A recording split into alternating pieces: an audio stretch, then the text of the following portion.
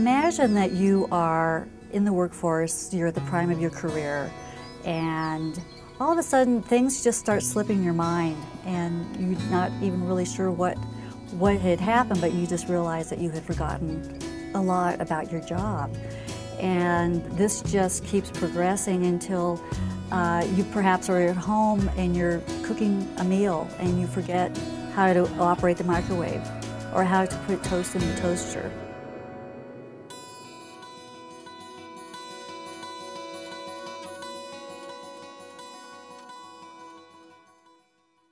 Someone that has Alzheimer's disease, we find that the symptoms of the disease start appearing sometimes a good 5 or 10 years before they're diagnosed. As devastating as Alzheimer's disease is for the person with the disease, and very definitely for their family experiences that loss while their loved one is going through the progression of the disease, that person with the disease tends to forget perhaps people's names, grandchildren's names, family members' names. When they finally get that diagnosis of Alzheimer's disease, the disease has already progressed quite a ways, but there's a sense of relief because now they know what's going on with them. Memories in the Making, the art program of the association, started in Orange County, California. And it was started by an artist by the name of Sally Jenny. And her mother was diagnosed with Alzheimer's disease. And as the disease progressed, she needed more care and was placed in a care community. And when Sally's mother began to lose her ability to use words and language, Sally found the visits to be very frustrating. So she decided she would take her art supplies and when she visited her mother and paint.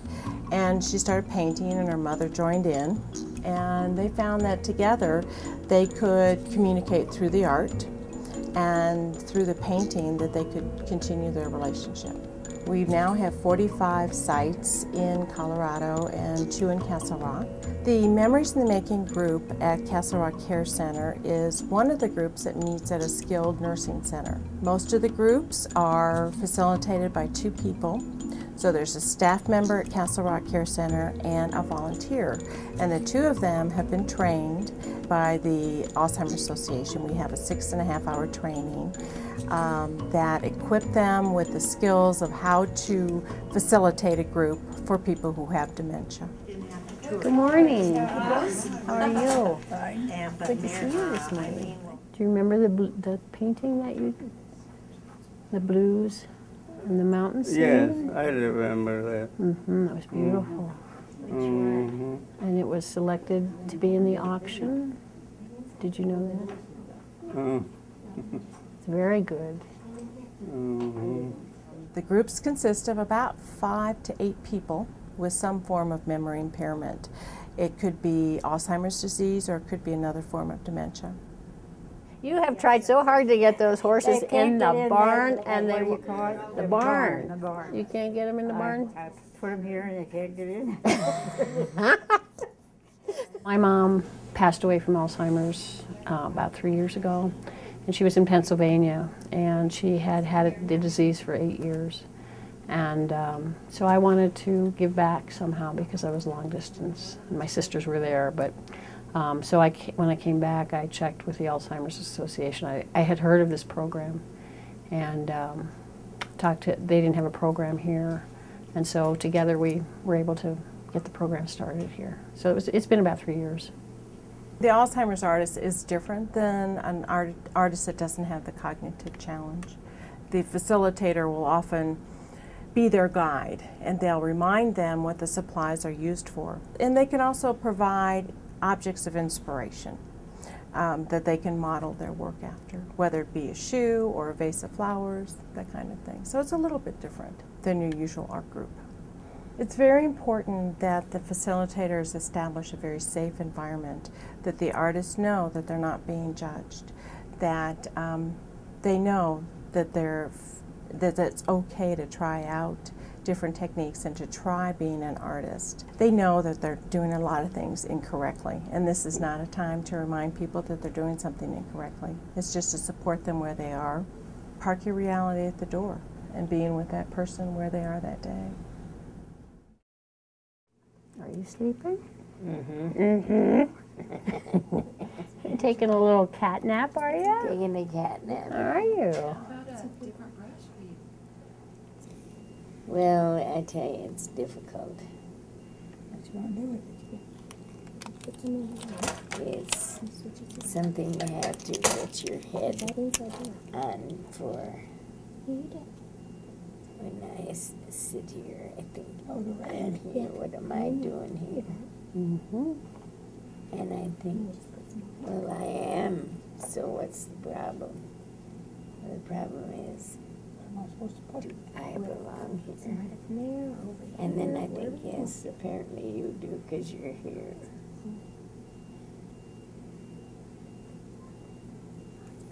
And then I think, I want to go home now.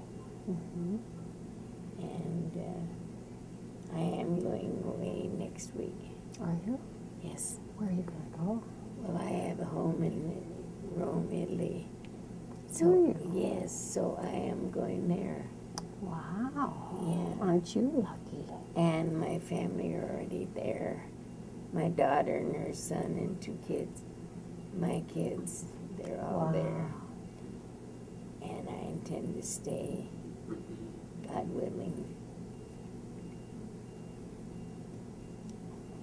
And I have plenty of people to take care of me. Good. Yeah. Well, that's quite a trip. Oh, You be it's- safe, okay? Oh, yes, everything's okay. Yep. Thank you. It's very different because sometimes the residents want to talk and sometimes they don't. Every day's different. So she was wanting to share about some memory she had about Rome and Italy and the fact that she may have lived there. I think she said her family was there, so she was reliving that and going on this trip because her family was there. I don't know if that was true or it's within her imagination, but for her it's real. So that's the important part. People in the earlier stages of Alzheimer's, when they get to a certain stage, they can't communicate much anymore. But in the earlier stages, they can communicate not logically, but through association with artwork or pictures they see. And so we work with some still life or pictures, and that helps spur their memories. And then we talk to them as they're painting. Through that artwork, the patient can relive some of the memories of their past.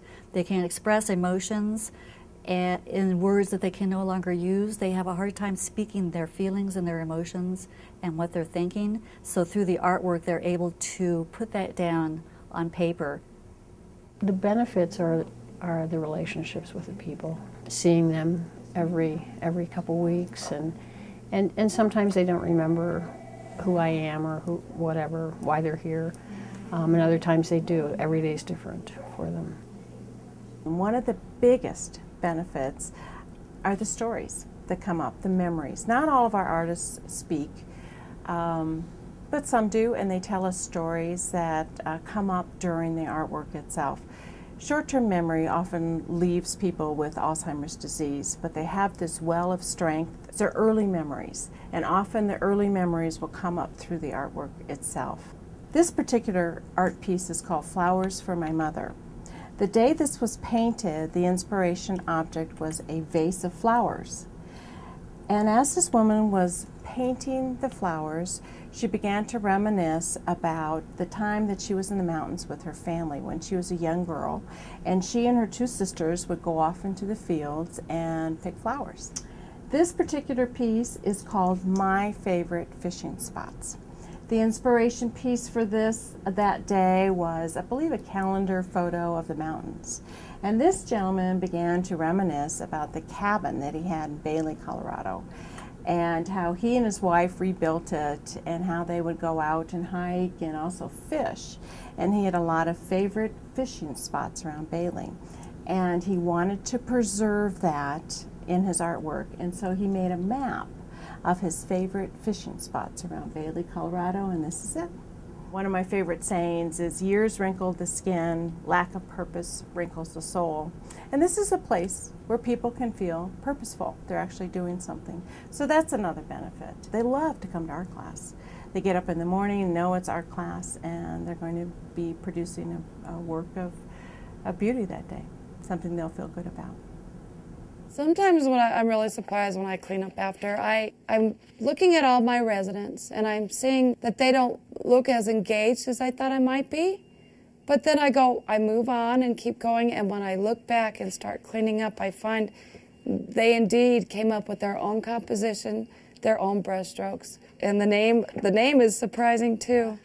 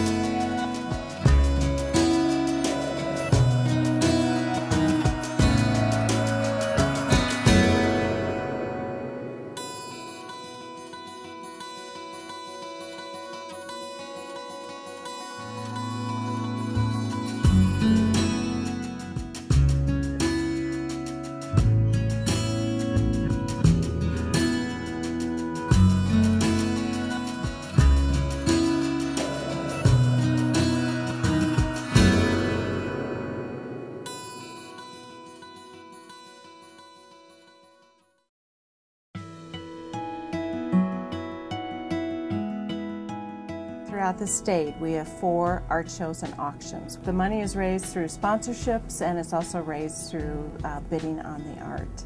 So I believe last year, in 2006, the total raised was around $385,000. So it's one of the largest fundraisers for the Alzheimer-artist Association. The money stays in the state, and it's used to support the programs and services for the families and the individuals who are diagnosed with Alzheimer's disease or related dementias throughout the state. The artwork that's chosen for the show in June is all beautifully framed, museum quality framing, and all the framing is donated. We have about 12 different framers, 8 to 12 different framers that we use in Denver, and they donate the materials and their time. But beautifully framed work. This year we had 2,600 pieces submitted for our art show and auction. And somehow that's pared down to 70 pieces, and it's pared down through a wonderful art jury, volunteers who are professional artists, and they pick out the show. I just think it's a marvelous program because it combines art with memories, and it really helps them express themselves when they can't logically think things through. So it's really a wonderful program. We're very, very hopeful that we will eventually discover a cure for Alzheimer's disease, which is what researchers around the world are working on. Everything that we know about Alzheimer's has been discovered in the past 15 years, about 95% of what we know. So we have all these new research trials, drug trials going on right now, and we hope within the next 3 to 5 years we'll find drugs and medications that can stop the progression. We have to keep the funding going for research, and we have to keep the research going.